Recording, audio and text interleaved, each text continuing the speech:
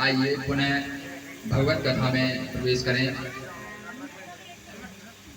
यहाँ पर जब दुर्योधन के पास अश्वत्थामा जाता है और अपने मित्र की इस प्रकार की दुर्गति को देखता है तो कहने लगा कि हे मित्र, बताओ मैं तुम्हारे लिए यदि कुछ कर सकता हूँ, क्योंकि मैंने तुम्हारा नमक खाया, तुम्हारे राज्य में मेरे पिताजी ने सेवा दी, मैंने सेवा दी है, तो यदि तुम्हारे लिए मैं कुछ कर सकूं तो मेरे लिए ये बड़ी खुशी की बात है। तो दुर्योधन कहता है कि हे मित्र, मुझे दुख इस बात का नहीं है कि हम 100 कौरव थे और 100 ही मर गए, मैं ही अकेला बचा हूं, मैं भी मरने वाला हूं, इस बात का दुख नहीं है। तो कहीं दुख किस बात का है? कहीं दुख सिर्फ इस बात का है कि वो 5 पांडव थे और 5 में से एक भी नहीं मरा, 5 के 5 जिंदा हैं। सिर्फ दुख इस बात का है। बताओ, मरने के लिए बैठा लेकिन फिर भी शत्रु को कोस रहा है कि बताओ उसमें से एक भी पुत्र मर जाता, एक भी भाई मर जाता तो मुझे खुशी होती। दुर्योधन ये बोल रहा है। तो कहीं मैं चाहता हूं कि यदि तुम मेरे लिए कुछ कर सको तो उन 5 पांडवों में से एक कोई मार के ले आओ। अश्वत्थामा ने कह दिया कि ठीक है मित्र, आज तुम्हारा यह मित्र अपनी मित्रता बतलाएगा। आज तुम्हारे लिए 5 पांडवों के मृत शरीर उपस्थित होंगे। इतना कह करके अश्वत्थामा वहां से चला गया। अश्वत्थामा के जाने पर अश्वत्थामा ने मन में विचार किया कि 5 पांडवों की रक्षा के लिए सदैव कौन रहता है?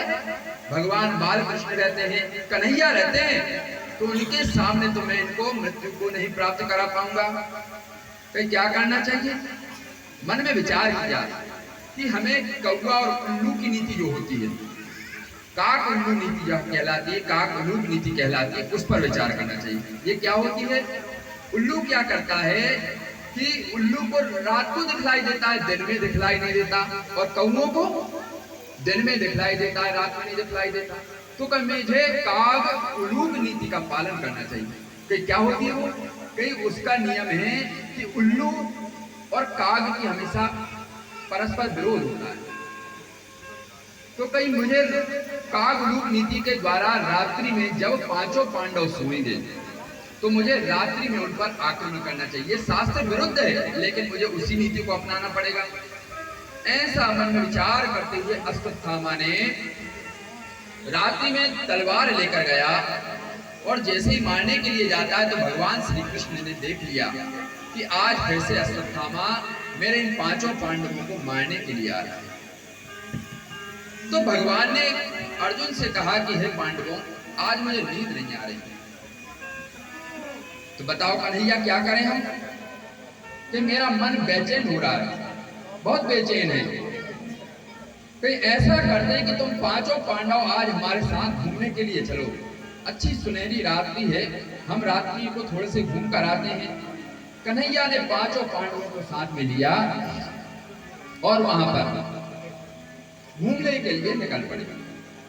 जब 5 पांडव वहां से चले जाते हैं तो उनके पुत्र, जो द्रौपदी के 5 पुत्र थे 5 पांडवों के द्वारा, उन्होंने देखा कि हमारे पिताजी तो बाहर घूमने के लिए चले गए, उनके बिस्तर खाली पड़े हुए। कि बिस्तर खाली है तो कहीं ऐसा करते हैं कि पिताजी के बिस्तर पर आज हम ही सो जाते हैं। 5 पांडवों के पुत्र उसी बिस्तर पर अपने पिताजी के बिस्तरों पर सो गए। अश्वत्थामा इन बातों से अनभिज्ञ था, उसे कोई जानकारी नहीं थी। अश्वत्थामा वहां पर आता और 5 पांडवों के शीश काट करके दुर्योधन के सामने बड़ी प्रसन्नता पूर्वक ले जाता है कि हे मित्र, देखो मैंने आज अपनी मित्रता निभा दी। अरे भैया, मित्र तो बड़े खुश हुए। दुर्योधन बड़ा प्रसन्न हुआ कि बताओ, मैं देखना चाहता हूँ कि उनकी मरने के बाद शीश कैसे दिखलाई दे रहे हैं, आज भी उनके शीश में खुशी है कि नहीं है। ऐसा मन में विचार करते हुए जब शीश ले जाकर के दिखलाते हैं तो देख करके दुखित होकर के रोने लगा। दुर्योधन अब रो रहा है। अरे अश्वत्थामा, तुमने बहुत बड़ा पाप कर दिया। क्यों, क्या हो गया? कि हमें जल देने वाले मात्र हमारे कौरव और पांडवों में ये 5 ही पांडवों के पुत्र बचे थे जो हमें जल देते। अब तो हमारा वंश ही नष्ट हो गया है, कोई भी जल देने वाला नहीं बचा है। इस दुख में वो दुर्योधन वहीं पर अपने प्राणों का त्याग कर देता है। बोलिए जय श्री कृष्ण।